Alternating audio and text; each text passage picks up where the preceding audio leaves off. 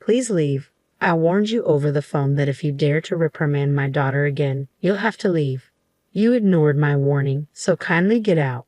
That's absurd, I retort, shocked by Emily's unreasonable demand, at a loss for words. Seeing me silent, Emily continues her tirade. You're just my brother's wife, an outsider. Stop pretending to be part of our family. Hearing these words from Emily shatters something inside me. I had endured her verbal abuse and her daughter Olivia's selfishness, thinking they were family. But now, all the things I did with their interests at heart have been entirely negated. I have no reason to respect Emily and Olivia anymore. All right, I'll leave, I reply calmly and start packing. Emily and Olivia laugh heartily at my situation, but they won't be laughing for long. I think this as I gather my belongings. My name is Chloe. I live with my husband Ethan and his parents. Ethan had requested from the time he proposed that we live with his parents once we were married. At first, I hesitated, but when I met Ethan's parents, I realized they were decent folks who respected boundaries. Convinced that life with them would be manageable, I accepted Ethan's proposal. Once we moved in together, my mother-in-law took over all the housework while I worked outside. In turn, I took over the chores when I was at home. We divided the work in the house, and everything went smoothly. However, the visits from Ethan's sister, Emily, were always distressing. Emily has a daughter, Olivia. They frequently visited us, and each time Emily would take jabs at me relentlessly. Chloe, can I get a cup of tea? I'm so tired from my part-time job and raising my child. You must be relaxed on your days off at home. I'm so jealous. Well, I also work when I'm at home. Oh, the work you do at home is insignificant. I go out to work every day and have a leadership position. Don't compare yourself with me. When it was time for Olivia to find a job, Emily often came over to complain about why Olivia couldn't find one. Olivia is excellent, just like me. The recruiters who reject her must be blind. Maybe she could broaden her job search. Whenever I tried to give advice, Emily would lash out furiously. What could you, who barely works, know? No, shut up. It seems Olivia finally landed a job after most of her classmates did. Olivia and Emily came over to report the good news to my mother-in-law. Rainey, I've got a job. Olivia proudly shows off her job offer letter to my mother-in-law, who smiles contentedly. Well done, Olivia. Yeah, I didn't expect to get into such a large company. In the end, the interviewer was kind from the start. Next to Olivia, Emily grins broadly. This company is a subsidiary of the company. I work part-time, and my name might be known even in the parent company since I've been around a while. So, I got the job, thanks to Mom, huh? It could be. The interviewer saw your name, recognized you as my daughter, and probably had a good impression. Come April, Olivia was to attend a month-long training program for new employees. The training location was only a few minutes away from the home where my in-laws and I lived. Emily, knowing this, called my mother-in-law Mom. I want Olivia to commute from your house during her training. The training place is over an hour away from our home. We have a spare room, and I don't mind at all. Let me just check with Chloe. Do you need to ask Chloe? Emily interjected. Well, but that's your house, right? Chloe is just living there. She won't complain. Thanks to Emily's insistence, I'd only found out that Olivia would be living with us for a month after everything had been decided. I was a bit puzzled, but there was no reason to oppose Olivia living there. I warmly welcomed Olivia, and our shared life began. Once the training began, Olivia was laid one out of every 3 days. Despite the training location being just a stone's throw away, it seemed that her habit of waking up at a fixed time every morning had completely disappeared due to her relaxed student life. Grandma, why did you wake me up? I called you many times. If I don't make it in time, calling me doesn't mean anything. Forget it. I'm taking the morning off today. Please call the company and tell them I'm taking half a day off due to poor health. Olivia, you're an adult now. You should be doing such things yourself. If I say I'm too sick to even make a phone call, it'll be more believable. Just do as I say. Taking advantage of my mother-in-law's soft spot for her granddaughter, Olivia had become completely spoiled. Even when she came home from training, Olivia wouldn't do anything for herself. Grandma, I'm tired. Is dinner ready? Welcome back, Olivia. I'm about to make it. What? You're just starting now. Why didn't you have it ready by the time I got home? When I got home, tired and hungry, I wanted to eat right away. You're so thoughtless. I muttered, addressing my mother-in-law. I'm sorry, I'll have it ready soon, she responded. Seeing my mother-in-law being pushed around by Olivia, who was probably tired from her first job, I couldn't stand it any longer, and I spoke up. Listen, Olivia, having a warm meal waiting for you when you come home isn't something to be taken for granted. Why don't you show some appreciation to Grandma? Why do I have to listen to you, Chloe? You're not even family. Stay out of it, Olivia retorted.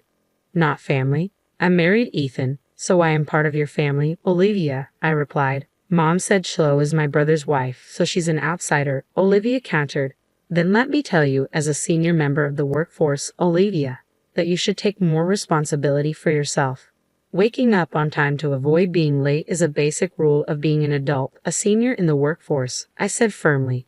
You're not even going to work every day. Wait till you're actually working hard like me or Mom before you start acting all high and mighty, Olivia shot back, seemingly ignoring my words. Then one day, when I returned home from work, I could hear Olivia's loud voice coming from the living room. What do you mean you're going out? It's unacceptable that there's no dinner when I come home exhausted. I'm sorry, but we're looking forward to our theater outing that day, my mother-in-law explained. Your theater outings are just fun and games, Olivia retorted. I have work. You need to cancel it. Apparently, my in-laws had informed Olivia that they were going to the theater next week and wouldn't be able to cook dinner, and this had infuriated her. I was well aware that my mother-in-law had been looking forward to this day at the theater for quite some time. However, I was worried that if things kept going this way, they might feel compelled to cancel their plans to avoid upsetting Olivia. So, I hurriedly proposed a solution.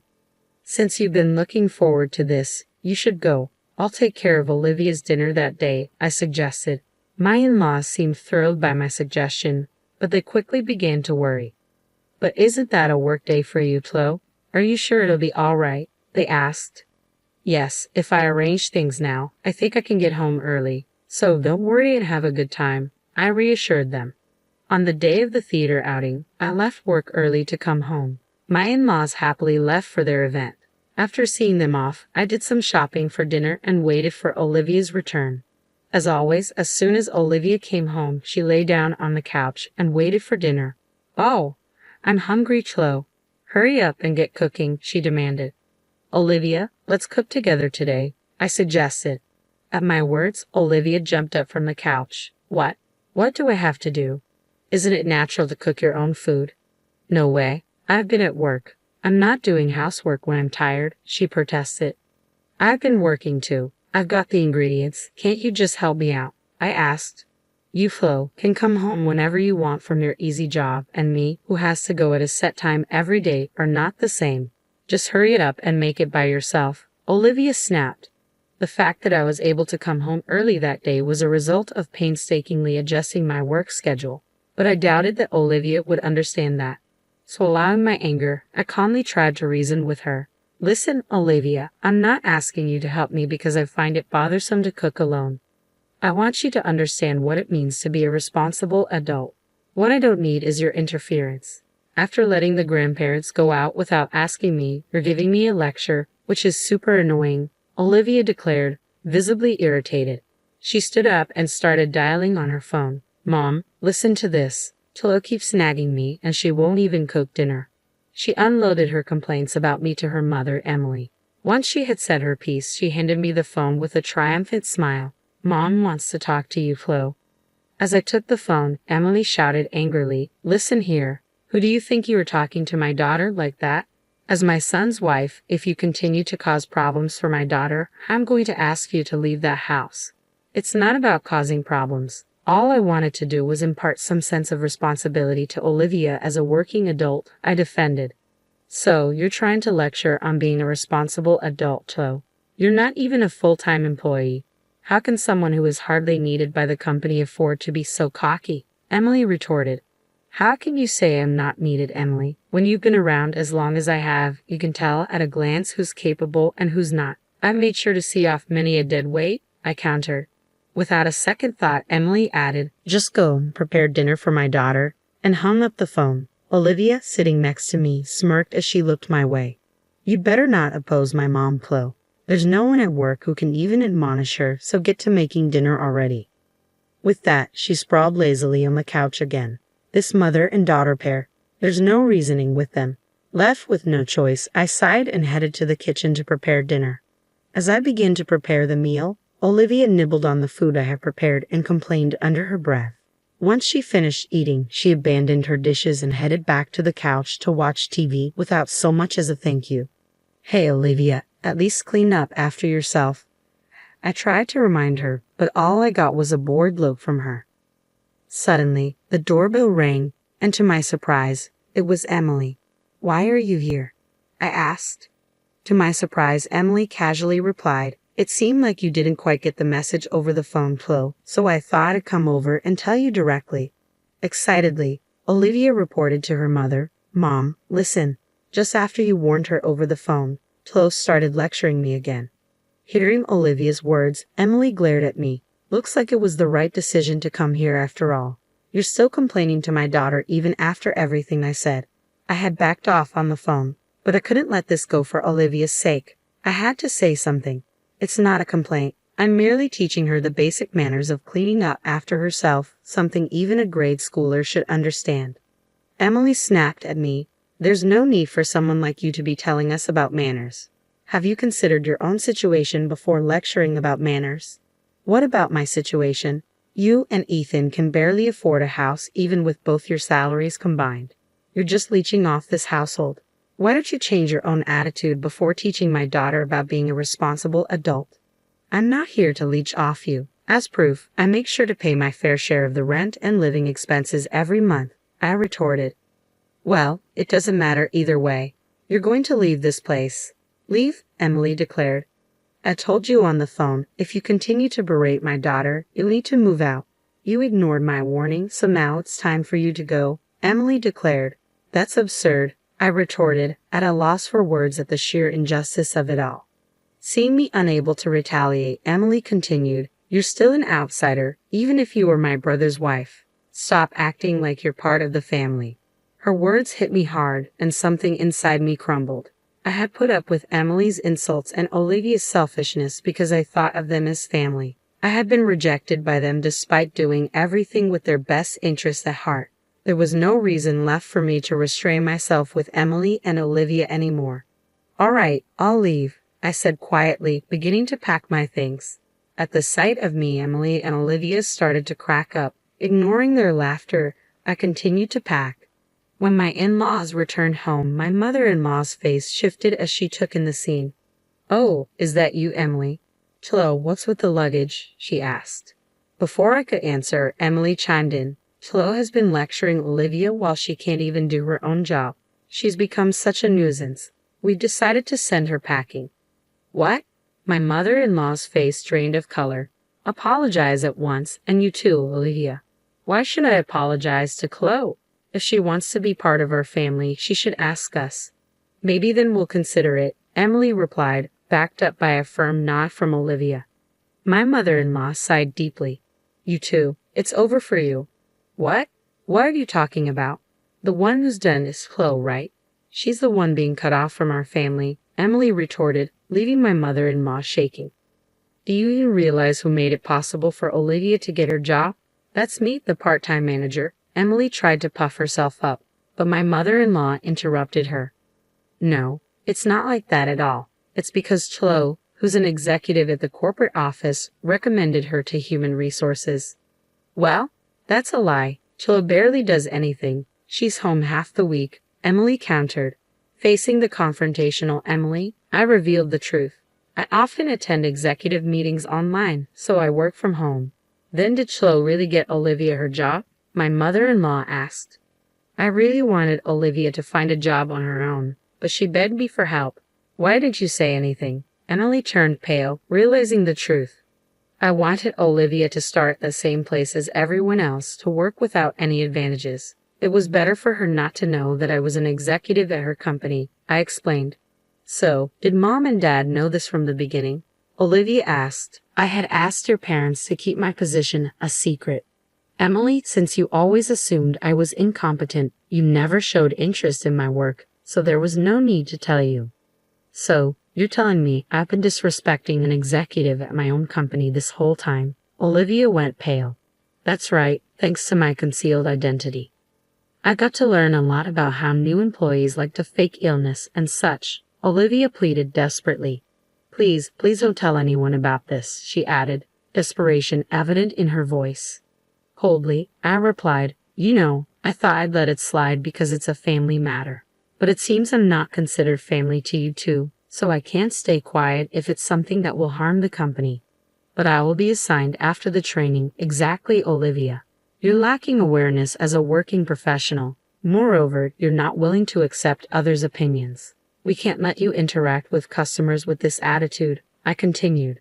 In her panic, Emily clung to me. I'll take back what I've said. Olivia is Chloe's adorable niece. Don't report anything that would harm her situation, Emily, she pleaded. Don't you think you should worry about your own role? What about your part-time team's high turnover rate? It has been repeatedly brought up in the parent company's meetings.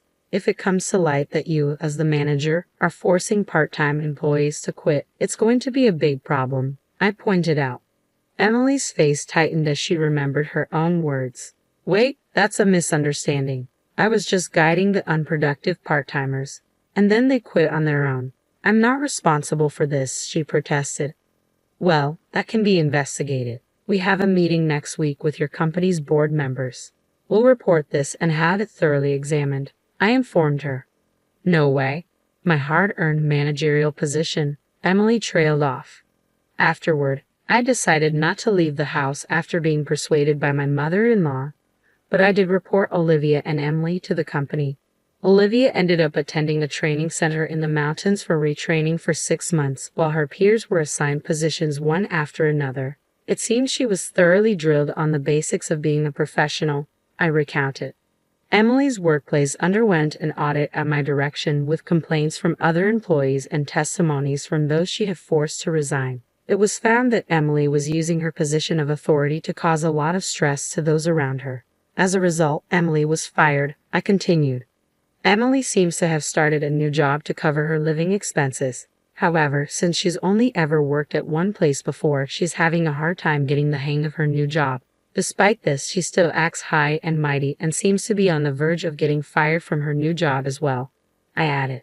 At this rate, her life will likely continue to be difficult. On the other hand, I continue to live peacefully, sharing household chores with my in-laws as usual. This incident seemed to have taken quite a toll on my mother-in-law, I reflected. Chloe, I'm sorry because I've spoiled Olivia and Emily. I made you go through such unpleasant experiences, my mother-in-law apologized. No, it's fine. I was happy that you stood up for me, I reassured her. Having had a good talk with my in-laws, I feel their bond is even stronger than before. Even though my sister-in-law turned out to be a challenge, I look forward to continuing to live with my mother-in-law, maintaining our good relationship, I concluded.